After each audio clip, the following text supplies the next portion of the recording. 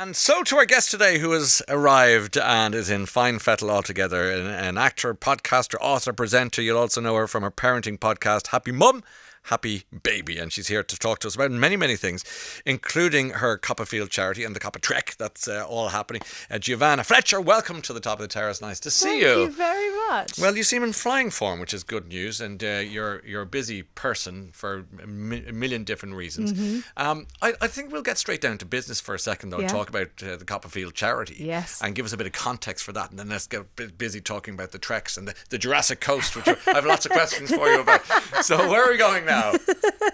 Okay, so CoppaFeel is a breast cancer awareness charity. Yes. Who really target the younger demographic within the community, because essentially we want everyone to get to know their normal, get to know their body, so that they grow up with great awareness of what their bodies do, so that if anything changes, they can go to the doctor. That's the key thing. And no hang-ups.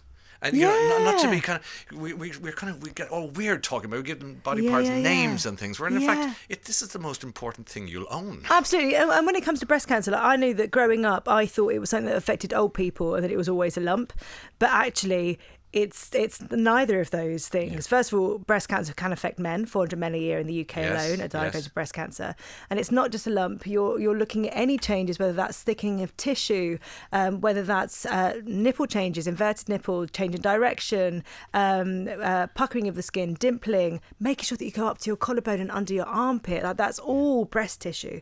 And just being aware of what's happening, especially for a woman within her cycle as well, because it could be that something flares up and it's just a part of the cycle. It's a passing issue as opposed to a profoundly important one. If it remains, if it changes, it's just worth going to your doctor, getting it checked out, because it's also really important not to scaremonger, because I don't want everyone to think that anytime there's any change it's a panic. I think it's just actually taking control of what's going on with your body and knowing that we are the biggest advocates for our own health. Chris Halenga, who founded CoppaFeel, she was 22 when she went to the doctors. She had a lump, she had some symptoms, and the doctor dismissed her. She went travelling around China, and when she came back, she had her symptoms had worsened and progressed. She went back to the doctor. The doctor said, no, it's hormonal, you're too young. She went back again because her mum marched her up there and said she needs to be referred to a breast clinic. At that point, she was diagnosed with stage 4 breast cancer. Crikey. What that story would have been... Could have been caught a long time before. Yeah, you're like, we will never, ever know. But Chris lived for 15 years, miraculously, she lived with her cancer. Yes. And she took that diagnosis and she started CoppaFeel so that no other people are in the same position that she was. And I've met so many people over the years who have, had a very similar story, found something young, found something pregnant, post-pregnancy, and just been completely, dismissed. And it is the curse of the paternalistic, not even patronising, but the paternalistic style of medicine that has been part of humanity for hundreds and hundreds of years, and you're all right, don't worry about that, or we'll see you next time, or you're hysterical. And obviously we want to believe that, right? When you go in and you're worried about something and someone says, oh, it's nothing to worry about, you can kind of go, well, they know what they're talking about. But actually, I think we do have to trust, until we go in and get a proper screening, we do have to trust that something has changed within our bodies. Of course. And then you've got kind of false screening and false flags, which is another issue entirely, but that's not to do with what I was saying about the paternalism, if you like. But I think it's all hopefully changing with campaigns like yours, as outlined, to raise the awareness, and especially for younger people, not to be afraid to ask. Absolutely. And maybe do you kind of warn against be wary of Dr. Google? And I mean, that's not something that I've necessarily talked about with the charity, but I think we're all a bit guilty of Dr. Google, aren't we? It's easy to do, but it can terrify all Absolutely. Because you said that spot on neck is okay. Well, you might as well go straight to the mortuary. Because it's not that. Yeah. And I know as a mum, most of the time, you just if I look back at my Google history over the last 11 years, it would really be quite something. I can only imagine. That conversation could go anywhere, really. Yeah, I know. And why did you decide? At what point in your life did you say, I want to get involved in this? So I met Chris back in 2014, and I knew at that point I would do anything that she asked. Because of her personality Because and of her personality, story. she was such a driving force. She literally, anything she asked people to do, they generally said yes. Yeah. And so I met her in 2014, and she was putting together a digital boob team, which is essentially a way for people to use their platforms to spread the breast cancer awareness message, to spread CoppaFeel's message. And I was called a digital boob ninja. So I was in it for the title. Well, no wonder your Google history is causing all sorts of problems. So this is the police bing bong. No, it's for I'm trying to help awareness. And I knew about these treks. So, there's been breast cancer in my family Yes. and close to me and stuff. But even then, I think now I look back and go, oh, those women were young. Yes. But in my head, as a young kid, I was like, oh, they're old. But they really, really weren't. But I knew about these treks. Chris had told me back then. But it took me a few years to actually get in as captain. And so 2017, I went on my first trek to Oman. And the trek is what exactly? So the treks are us going away with a bunch of trekkers, a bunch of fundraisers. About 125 people, This is it? time 125. Some have had a breast cancer diagnosis. Some might still be on active treatment. Some have had no actual experience of breast cancer themselves. Maybe someone they know has, or they just want to challenge themselves for whatever reason, and they decide to raise money for CoppaFeel.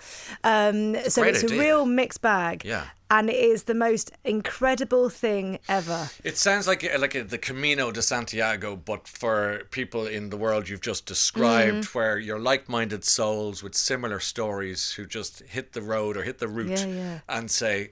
And discover it. It feels very meaningful by the sounds of it. It's incredible to see a bunch of strangers come together and just open up in the way that they do. And I think it's a few things that makes that happen. I think the fact that they are all part of this community, this CoppaFeel community, all coming together to raise awareness for something amazing. There is an understanding of what some people have gone through. I don't know. It's just, I think walking does a lot. The fact that you're not eyeballing each other the whole time. You're just walking, you're just seeing where your feet are going. And at the same time, your heart's opening up and the words are coming out. Yeah. But I went on my first trek in 2017 and Chris gave me the treks after that, and they have been the biggest gift she's ever given me. I loved what you said about walking. You've got your boys are how old now? 11, 9 and 7. They're fine. No babysitters required. They're fine. They can just be left. It's good. Fine. It's good. We're going away for 2 weeks. Good luck. Actually, I was reading a story about you saying that when your husband was part of the band that was supporting One Direction, and you went out with your little one at the time on your own. So you were it was like being single mum in a way, but just bringing the baby out, and the baby cried and cried and cried and cried, and then you cried and cried and cried and cried. What would happen to you that day? What did you learn from that experience? It was a long haul flight. It was a long haul flight. It was 11 years ago, and I felt like I had watched something on This Morning before flying that told me that everyone on that plane was going to hate me, basically. And so when he started crying, he was what age? He was 10 months. Yeah. So when he started crying... I kind of hate you for doing that. I wasn't even on the plane. Ryan, there are mums here, mums and dads listening. They will really feel this. I'm throwing you the shade. It was really difficult and really challenging. But after I cried, I had a few different people come over and say, you're doing really good. Yeah. You know, I would have done that, by the way, I promise you. I know, and I try and do it on every flight, anytime I see someone that's in distress with a child. But the reality was that everyone on that flight wasn't against me. They could see that I was actively trying and to you were really upset. soothe my child. Oh, God. Yeah. And that ultimately, I think, I mean, some people might hate me for saying this, but I think children have every right to travel as much as anyone else. They don't really. And they should bring in draconian laws to say that until they're 4, no foreign travel. To be fair, but we got into a little routine, right? I wasn't trying to fight anymore. I was in the routine of he'd get up, we'd play, he'd eat, we'd read a book, whatever, and then I'd sort of settle him, and he could sleep on me. I was so caught up still on this whole I'll put him in the cot thing. And I was like, actually, let's just throw all rules out the window. There is a patience required from people. I mean that to be serious for a moment, particularly if your child is on the spectrum or has some class of scenario where, you know, for when I was growing up, we didn't know. We just said that's the problem child, or that's a problem, or bad parenting, or whatever, these horrible judgments that people would make.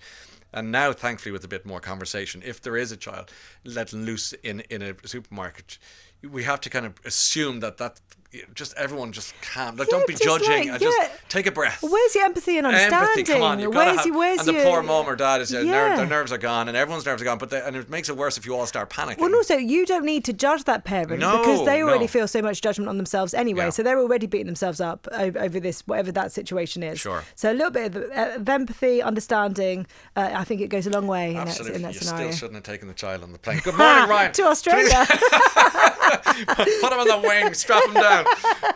It's getting quite dark now. Sorry. Good morning. Please give Mama G, if you don't mind, the biggest hug from me. This woman is so much more than anyone realises. A true legend. I had the experience of a lifetime with her back in June, CoppaTrekking across the Isle of Skye in brutal conditions, I might add. Her spirit, her enthusiasm, her love and energy, incredible. Have we the right person? This makes me really want to cry. I love her. Now check your chest. It says Amanda. She sent a lovely photograph of you all. No. You are. I can see you're not that you're tearing up, but you are reacting with a lovely emotion to that because it clearly is kind of your life's work in some ways. I mean, I know you write and you perform and you're a mum and you're a wife and you're just no doubt a family woman all told. But what is it about this that moves you so? Look, they are the first thing that goes into my diary every year. It gives me. It shows me what's right about humanity. Just people coming together and acting with kindness. And, I always say on the treks, everyone worries about their fitness. Everyone worries about how they're going to get on. I don't want anyone to be the fastest person there. I could not care less how fast you do each route every day. My thing is that you support each other through. If you're really, really strong, if your fitness levels are just naturally really, really high, then get to the back with the person that's struggling, take their backpack. Yeah. Count their steps that they can get up that hill. Like, whatever you can do to work as a collective. And for me, that is what makes CoppaTrek special. And that is really what things like this are all about. And the 2 treks for 2026 will be? We're going to the Jurassic Coast in June. Lovely. And in September... Heard about that. That sounds real. That's in the UK, isn't it? South Coast. South Coast. Yeah, South Coast. And then in September, we are going to China and doing the Great Wall. That's quite the leap. It's quite the leap, yeah. So I'm going to get my steps in this year and going up and down the stairs as many times as possible just to prepare myself for it. Yeah. Oh God, I was thinking that awful joke that guy made. I went to the Great Wall of China once, couldn't get over it.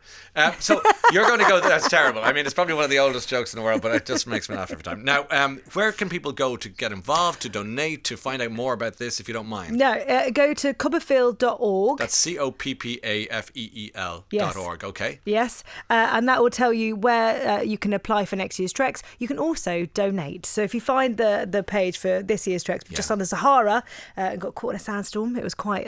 this year, actually, we've had 5 really quite tough weather conditions. Where were you? Sahara? You got caught in a sandstorm in the Sahara? Yeah, Isle of Skye was... Sounds pretty brutal. We already heard. Really, really, really. Iceland. I honestly thought we couldn't top the Isle of Skye. Then Iceland happened. I've been to Iceland. It's pretty barren out there. It was barren, cold, windy. Literally, you would Clues in the name, by the way. But the wind when you're on a ridge of a mountain, you'd pick one leg up and it would go flying in the opposite direction if you weren't paying attention. So you were Shackleton there in Iceland. Where else did you go? Where did we go this year? We went to the Cotswolds, which was one of our one-day ones where it's a marathon or a half marathon, and we also did the South Downs, I think, was this year as well.